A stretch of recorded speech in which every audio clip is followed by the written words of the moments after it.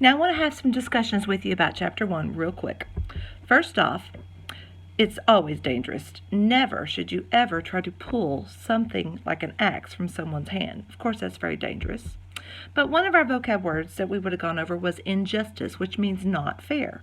In is a prefix meaning not, and justice is when you want things to be fair. So injustice means not fair.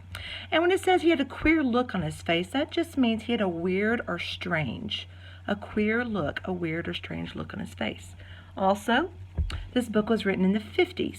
There's a lot of things that reveal that they had a roller towels on their kitchen instead of paper towels. They had lots of things about the way that they talk about the house.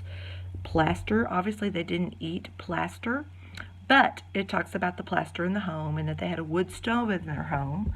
But then you notice when you meet Avery, he has a little air gun and a knife. Now, of course, they live in the country. It's in the 1950s.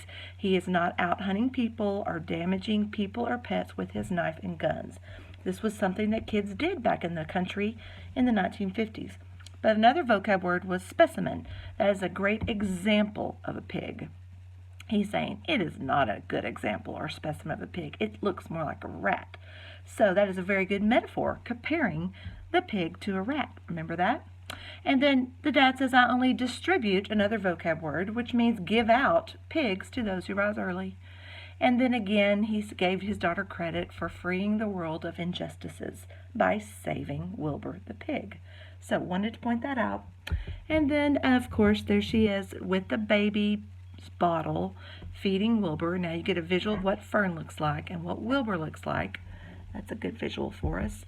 And then as he runs out the door, she rides the bus. And it says he grabbed his gun and another donut. Well, I don't think he took his gun to school.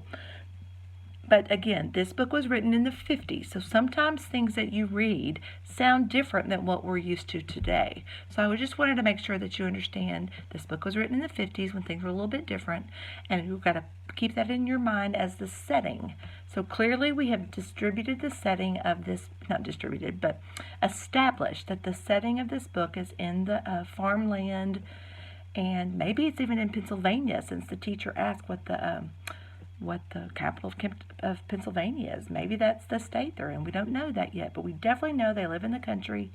And our main character so far is Wilbur the pet, of course, Fern, and then Mr. and Mrs. Arable and her brother Avery. Avery is 10 and Fern is 8. And of course, Wilbur is the runt, and that means the runt is the very youngest, last born animal of a litter, and sometimes they don't survive, and sometimes they're really, really small. They can't get to the food as easily as the other pigs. So that is definitely something that we'll talk about, being the runt. And of course, her dad did not kill the runt. Her efforts in saving him allowed her to now have a pet. So there's a good cause and effect. As a result of her begging her father to not kill the pig, the result was her father gave the pig to her as a pet. So good cause and effect, good intro to our plot, and some good introduction to some of our vocab words. Talk to you soon.